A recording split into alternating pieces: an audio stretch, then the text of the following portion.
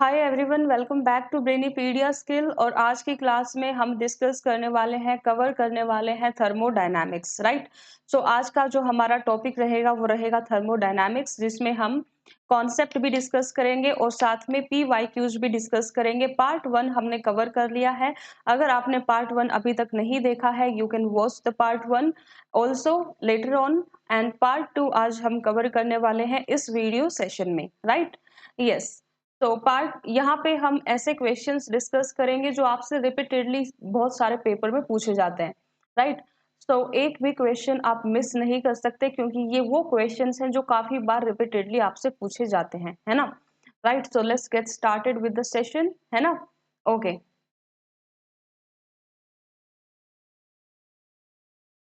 तो बात करते हैं क्वेश्चन नंबर 22 की। इससे पहले वाले क्वेश्चंस हमने पार्ट 1 में कवर कर लिए हैं।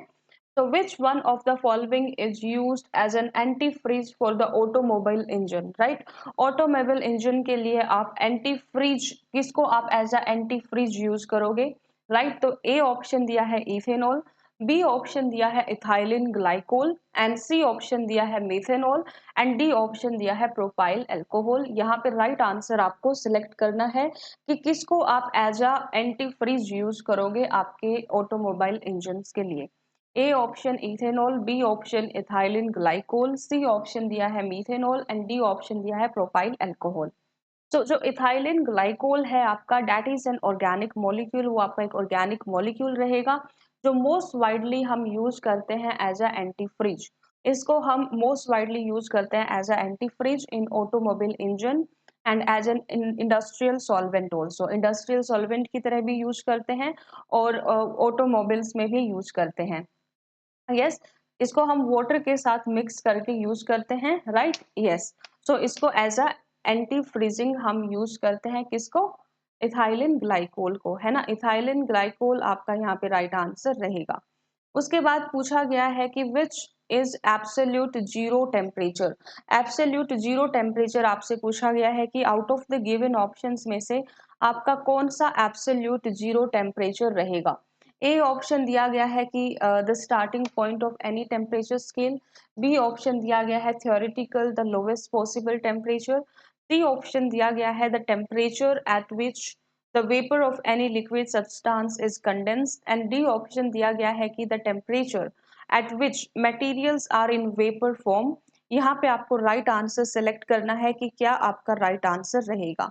यस, सो एब्सोल्यूट जीरो जो आपका रहेगा, absolute zero, this is the lowest possible temperature जो आपका रहता है, लोवेस्ट पॉसिबल टेम्परेचर रहेगा eight which point the atoms of substance transmit करते हैं नो थर्मल एनर्जी। वहां पे कोई थर्मल एनर्जी, कोई रैंडम मूवमेंट्स कुछ नहीं होगा पार्टिकल्स का, है ना। और ये आपका जीरो होता है केल्विन स्केल पे, और अगर केल्विन को आप सेल्सियस में कन्वर्ट करो तो -273 डिग्री सेल्सियस आपका टेम्परेचर रहेगा। तो जीरो, एब्सोल्यूट जीरो टेम्परेचर अगर केल्विन में पूछा जाए तो जीरो रहेगा केल्विन स्केल का, और डिग्री सेल्सियस में ऑप्शन दिख जाए तो -273 डिग्री सेल्सियस वाला ऑप्शन आपको सेलेक्ट करना है। यस एवरीवन, समझ में आया। ओके, तो यहाँ पे जो एब्सोल्यूट जीरो आपका लोवेस्ट पॉसिबल टेम्परेचर है, राइट। जहाँ पे एटम्स के जो सब्सटेंसेस के जो एटम है वहां पे उनकी थर्मल एनर्जी बिल्कुल नहीं रहती और कोई मूवमेंट वो नहीं करते।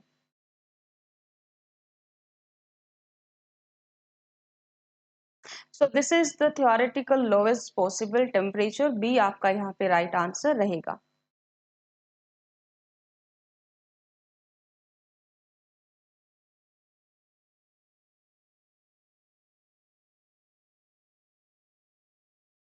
तो बी आपका यहाँ पे राइट आंसर रहेगा, राइट, बी राइट आंसर रहेगा। देन बात करते हैं नेक्स्ट क्वेश्चन की, जहाँ पे पूछा गया है कि एक्सपेंशन ड्यूरिंग हीटिंग, हीटिंग के टाइम पे जो एक्सपेंशन होगा, A that occur only in solid, सिर्फ सॉलिड में होगा, B increases the weight of the material, material का वेट इंक्रीज कर देगा, C decreases the density of the material, material की डेंसिटी डिक्रीज कर देगा, and D it occurs at the same rate for all liquid and solid, liquid and solid के लिए ये same rate पे होगा। ये आपसे पूछा गया है। जो एक्सपेंशन होता है हीटिंग के टाइम पे, राइट। यस, सो टेम्परेचर जब इंक्रीज करता है उस टाइम पे मटेरियल एक्सपेंड करता है, अपनी वॉल्यूम को इंक्रीज करता है, राइट। इससे क्या हो जाती है, डेंसिटी डिक्रीज हो जाती है। अगर वॉल्यूम इंक्रीज हो रही है तो डेंसिटी डिक्रीज होगी, क्योंकि डेंसिटी के बीच में एंड वॉल्यूम के बीच में बिल्कुल आपको इनवर्स रिलेशन देखने को मिलेगा। क्या रिलेशन देखने को मिलता है, इनवर्स रिलेशन देखने को मिलेगा। तो अगर आपने डेंस वॉल्यूम अगर एक्सपेंशन ऐसे होगा तो वॉल्यूम इंक्रीज होगी, डेंसिटी डिक्रीज होगी, है ना।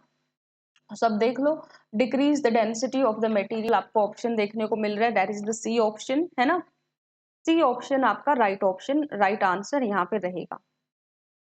तो this decrease the density of the material, ये मटेरियल की डेंसिटी को डिक्रीज करेगा, सी आपका यहाँ पे राइट आंसर रहेगा। देन बात करते हैं व्हेन आइस मेल्ट, देन जब आइस मेल्ट करती है तो क्या रहता है, ए वॉल्यूम इंक्रीज होती है, बी वॉल्यूम डिक्रीज होती है, सी मास इंक्रीज होता है, डी मास डिक्रीज होता है। आपको राइट आंसर बताना है कि क्या यहाँ पे आपका राइट आंसर रहने वाला है। Yes everyone.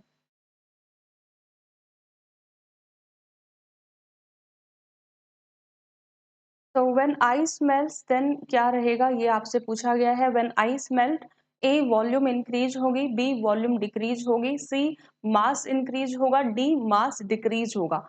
तो जब आइस मेल्ट होगी तो वहां पे आपको क्या चेंज देखने को मिलेगा, ये आपसे पूछा गया है ना। तो ये यहाँ पे पूछा गया है। तो जब एलिमेंट लाइक कास्ट आयरन हो गया, आइस हो गया, एंटीमनी हो गया, बिस्मथ हो गया, कोई भी मेटल हो गया, जब वो मेल्ट करते हैं तो उनकी जो वॉल्यूम है वो डिक्रीज करती है, right. When melt there volume decrease and this type of solid float in their own melted fluid, है ना।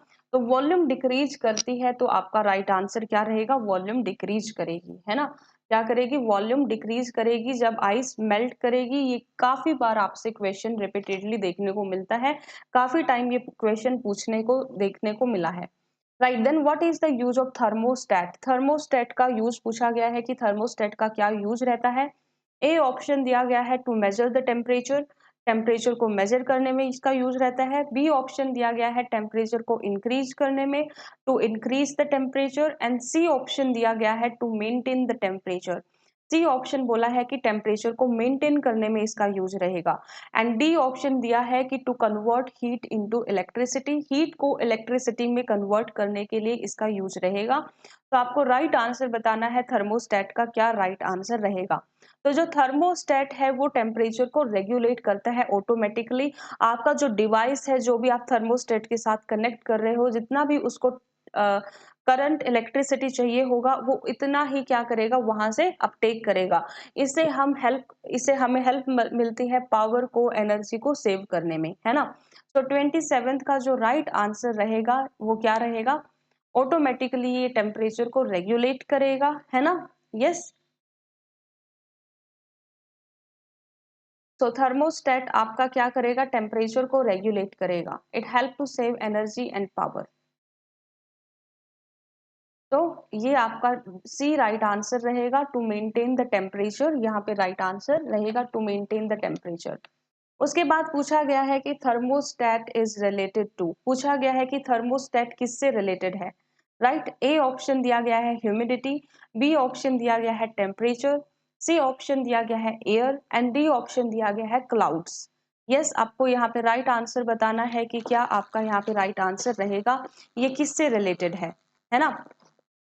तो जो थर्मोस्टेट आपका है वो टेम्परेचर से रिलेटेड है, किससे रिलेटेड है, टेम्परेचर से रिलेटेड है, राइट। तो 28 का जो राइट आंसर रहेगा वो बी रहेगा कि ये टेम्परेचर से रिलेटेड है ना, राइट। तो बी आपका यहाँ पे राइट आंसर रहेगा। उसके बाद पूछा गया है कि thermostat is a device which measure the heat, जो हीट मेजर करता है, बी जो टेम्परेचर मेजर करता है, सी ऑटोमेटिकली रेगुलेट कर देता है सिस्टम के टेम्परेचर को, एंड डी ऑटोमेटिकली रेगुलेट कर देता है सिस्टम के प्रेशर को। आपको यहाँ पे राइट आंसर बताना है कि क्या आपका राइट आंसर रहने वाला है अबाउट थर्मोस्टेट, है ना। सो थर्मोस्टेट आपका एक ऐसा डिवाइस है जो ऑटोमेटिकली रेगुलेट करता है टेम्परेचर को, है ना। तो ये टेम्परेचर को रेगुलेट करेगा ऑटोमेटिकली। तो जो 29th का राइट आंसर रहेगा वो क्या रहेगा, it regulate the temperature of a system automatically. C option आपका यहाँ पे राइट आंसर रहेगा, सी ऑप्शन क्या रहेगा, राइट आंसर रहेगा। तो 29th का राइट आंसर क्या रहेगा? सी रहेगा।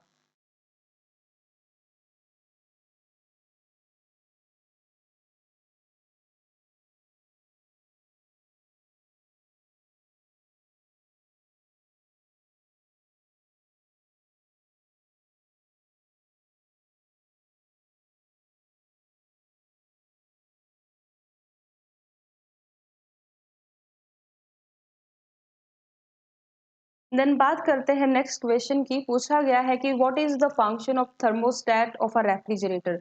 रेफ्रिजरेटर का जो थर्मोस्टेट रहता है उसका क्या क्या काम रहता है? अब चाहे किसी का भी थर्मोस्टेट हो, सेम काम रहेगा, टेम्परेचर को कांस्टेंट मेंटेन करने का, है ना। चाहे कोई भी थर्मोस्टेट आपसे पूछ लें, काम वही सेम रहेगा, to maintain constant temperature, right. ये क्या करेगा? टेम्परेचर को कांस्टेंट मेंटेन करेगा, है ना। सो सी यहाँ पे आपका राइट आंसर रहेगा, टू मेंटेन कांस्टेंट टेम्परेचर। उसके बाद पूछा गया है कि the safest temperature of for keeping the food fresh in a refrigerator is. Refrigerator में खाने को बिल्कुल फ्रेश आपको रखना है, राइट। यस। सो सेफेस्ट टेम्परेचर आपका क्या रहेगा फूड को फ्रेश रखने में रेफ्रिजरेटर में? ए ऑप्शन दिया गया है कि 4 डिग्री सेल्सियस पे आप रख लें, बी ऑप्शन दिया गया है कि 8 डिग्री सेल्सियस पे रख लें, एंड सी ऑप्शन दिया गया है कि 0 डिग्री सेल्सियस पे आप इसको रखें, एंड डी ऑप्शन दिया गया है कि 10 डिग्री सेल्सियस पे रखें। तो क्या आपका यहाँ पे राइट आंसर रहेगा?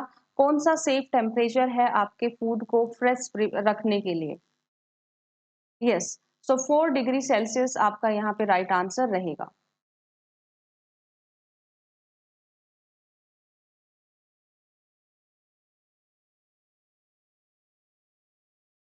सो 4 डिग्री सेल्सियस आपका यहाँ पे राइट आंसर रहेगा। Yes everyone.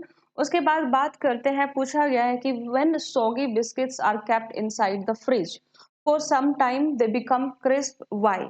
आप सॉगी बिस्किट्स को फ्रिज में रख दोगे कुछ टाइम के बाद तो वो वापस से क्रिस्प बन जाएंगे, है ना। एक न्यू कॉन्सेप्ट सीखने को मिला आज। ये दिक्कत बहुत टाइम होती है आपको रेनी सीजन में कि जो बिस्किट्स हैं वो सोगी हो जाते हैं, अगर आप खुला पैकेट रख देते हो बिस्किट्स का, तो वहां पे आप उनको वापस से क्रिस्प कैसे बना सकते हैं? तो उसको रेफ्रिजरेट कर सकते हैं। तो उससे क्या होगा, क्यों होंगे, राइट। क्योंकि most of the modern frost freezing refrigerator जो है वो डीह्यूमिडिकेशन प्रोसेस पे काम करते हैं। मतलब उसको इसके अंदर जो ह्यूमिडिटी चली गई है उसको डीह्यूमिडिफाई कर देंगे, है ना, राइट। तो उसके जो उसमें जो वाटर वेपर्स चले गए हैं उसको रिमूव कर देंगे, है ना। यस। तो इस तरह से ये काम करेंगे। सो ये वाटर को रिमूव कर दिए। Water at as water vapor or moisture condense, it drip down into a drain which remove water to the bottom of the refrigerator, and this is the main reason why soggy biscuit turns into crisp biscuit when you keep it in refrigerator, क्योंकि वहां पे dehumidification का काम होगा। जो भी biscuits में humidification हो गई है उसको वापस से हटा दिया जाएगा, है ना। यस। तो यहाँ पे आपका राइट आंसर क्या रहेगा?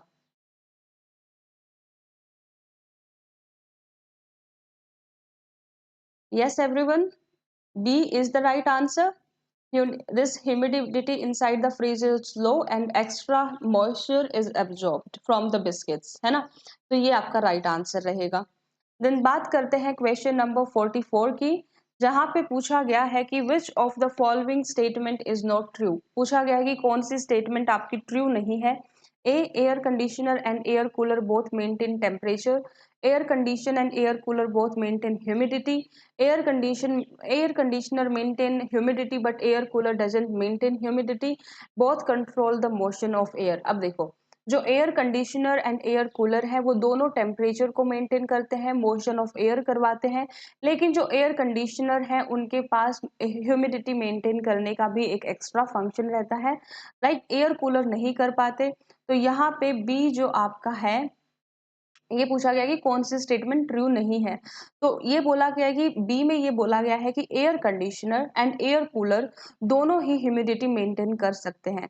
तो यहाँ पे आपको पता है कि एयर कंडीशनर ह्यूमिडिटी को मेंटेन कर सकता है, लेकिन वहीं पे जो एयर कूलर है वो ह्यूमिडिटी को मेंटेन नहीं कर सकता।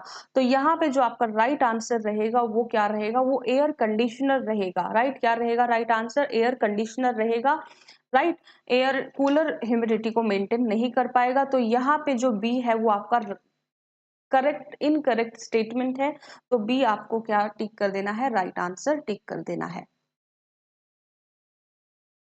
So with this, we have discussed all the important questions in this part 2 of the thermodynamics, right? I hope आपको video helpful रही हो. If you like the video, like, share and subscribe the Brainipedia Skills channel. Stay connected with us for our upcoming sessions on general science. Have a good day. Prepare well.